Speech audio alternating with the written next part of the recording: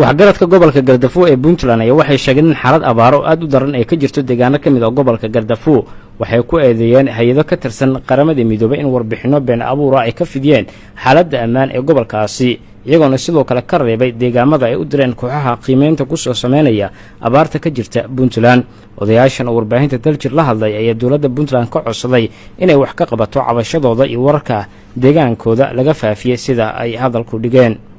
waa kuwan qaar ka mid ah odayaasha oo ka hadlaya inaan dhulkaas wax shida ah iyo wax dhib aysan ka jirin waxaan rabnaa marka calaamada gaarka ah oo la saaray gobolka Gaardafuu gaar ahaan degmooyinka Baargaal Caluula Bareeda Murcayo oo ah dhul aad u baaxad weyn oo ballaaran shacabka ku noolna ay yihiin dad fara badan dhulkaasna uu yahay dhul nabadgeliyo waligiisna uu ahaa hadeerna uu yahay in maanta la saaro calaamad gaar ah arinta waxaan rabnaa in ay dawladdu iyo hay'adii waxaan soo qortay oo calaamadan saartay inay jawaab degdeg ka bixiso raali gelin laga bixiyo dhulkii la tago la soo arko dawladdu cid u dirto hay'adahu cid u diraan waxaan marka koowaad iyo mar labaadba ka cabanaynaa arintaas lagaga reebay gobolka Gaardafuu gobolada kaleeto waxaan rabnaa in dawladdu ay jawaab ka bixiso wax la qaadan karo iyo wax la aqbali karo maaha dhul nabad ah in calaamad la saaro la yiraahdo waxa joogta argagixiso dhulkii la soo maray waxa ku jira dhulkii hadeer la lahaa waxba lagu laayay lagu duqeeyay magaalooyinka la soo qoray kamid ah dhul nabadana waa laga tagay oo waxa la yiri calaamad gaar ah saaran oo dib waxa ka jira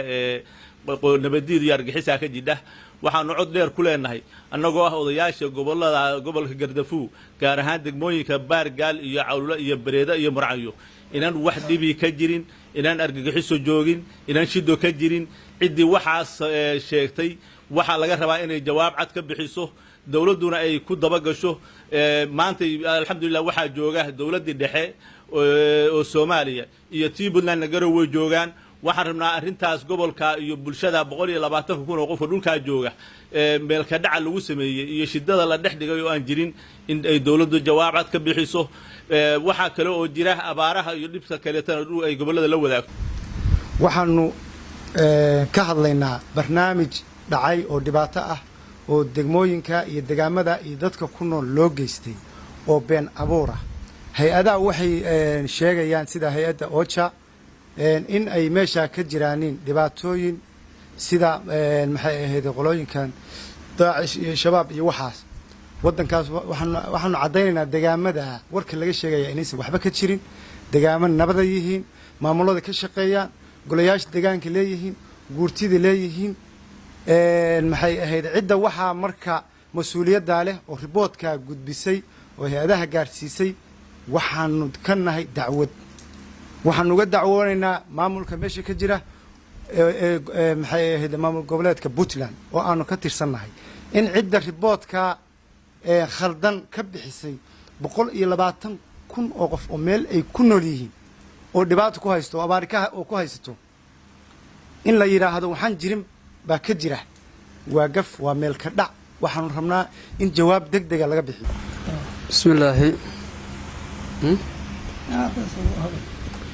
بسم الله والصلاة والسلام على رسول الله صلى الله عليه وسلم مقعي وحلي هذا سعيد محمد سعيد وحنا هي ضياش الدقمدة بارقال وحن سلام يا دلجر أضي عضة شقالي هذا وحن سلام يا خيارت ضيها إلى الجوجة هل كان وحن أني عبشة سيده ضياش هراء النبضون ذي يو خيارت هراء جه رئيس يكوها شيئين عبشة أنا هلا كوني وحي تهي أنت ضياش ذي شيئين deegaanka ballaaran la yiraahdo Gaardafuu waa deegaan nabadeed waa deegaan golo deegaan heer gobol iyo heer degmo u dhisan yihiin qarsoodina ma leh oo waxa weeye waa Puntland way taqaanaa dawladdu way taqaanaa dadkeeda iyo deegaankeeda hay'adaha marka ka soo qoray wararka khaldan oo aan saxda ahayn oo ay ka mid tahay OCHA waxaanu dacwan ka qabnaa waxaanu uga dacwoonaynaa dacwad cid khusayso sida dawladda Puntland UN-ka arintaas arin la qaadan karo iyo arin macnaha munaasiba midna nooma aha waayo wadan dhamada waxa la yiri Soomaalidu waxay sadaa dhiraha nabada dhagax looma tuuro sababtoo ah hadii la yiraahdo wadankaasi argagixisa degan cid kala joogta wadankana wadan nabada yahay dadkina lagu cuna qabatayo dee dhib baa ka iman kadha moogtahay taa waxaan ka leenahay marka dowladda cod dheer iyo cod gaaban waxaan ku leenahay cidda ay khusayso weliba madaxweynaha puntland iyo golaha xukuumadda iyo golaha insha allah baarlamaanka dadkaas waxaa moodaa hay-addaasu kulleyba inay aad macnaha faragelin ugu samaysa halkaa danay ka leedahan allahu alcam marka sidaa dacwaddaas waxaanu ka nahay waxaana kaloo u dacweynaynaa qolada la yidhahdo UN-ka qaabishan Soomaaliya waxaa kaloo u dacweynaynaa oo cod gaaban iyo cod dheer ku leenahay war bal waxa ku kalifay in la weydiiyo waddankaas waddan nabdeed weeye deegaan nabada weeye deegaan xasiloon weeye intaas waxaan la wadaagnaa kaleeto abaaraa waddan ka jira abaaraa ka jirana waxaan la wadaagnaa Soomaaliya waliba khaasata ay tahay meel fog aad gaari waawa taa dowladda Puntland iyo hay'adaha ay khusaysan waxaan leenahay meesha ummadda wax loo qabto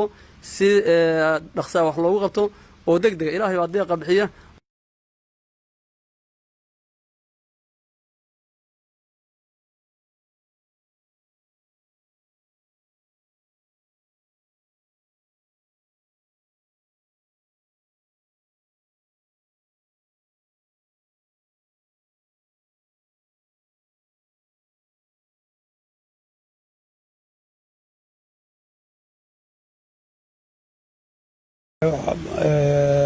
hay-adda la yidhaahdo OJA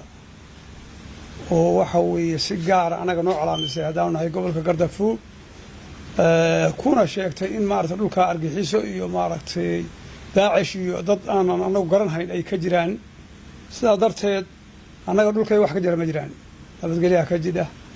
waxa weeye bismillaahi raxmaan raxiim dad eela oo ismaqla oo bismillaahi raxmaan raxiim aan dhib ka dhaxayn baa degan sidaa darteed hay-addaasu si gaara bay noogu dacweysan tahay waxaanu ku dacweynaynaa wixii ay khusayso sida dowladda Puntland sida UN-ka sida bismillah dowladda federaalka ah iyo intii wax taqaan oo reer Puntland oo haday salaadiin tahay haday cuqaal tahay haday wixii wax yaqaan tahay intaba waxaanu rabnaa si gaara arrinta baashaas la yiraahdo OJA in si gaara arrinteeda loo eego waxay dambiga inaga gasho la eego waan oo waliba waxa weeye bal wixii kale wala weydiiyo intaasaan shal ku soo koobaya abaara ayaa muddooyinkii la soo dhaafay waxay ka jirtay qaybo badan oo ka mid ah gobollada dalka Soomaaliya Puntland ayaa meelaha abaarta sida aadka looga deerinayo waxaa ka mid ah gobolka Gardafuo oo inta badan dadka ku nool ay ku tiirsan yihiin kheyraadka badda iyo weliba xijiyaha oo iyagu laftigooda roobkii la filayay aanay ku da'in. Maxamuud Cabdi Ibraahin warbaahinta dalka Soomaaliya Boosaaso.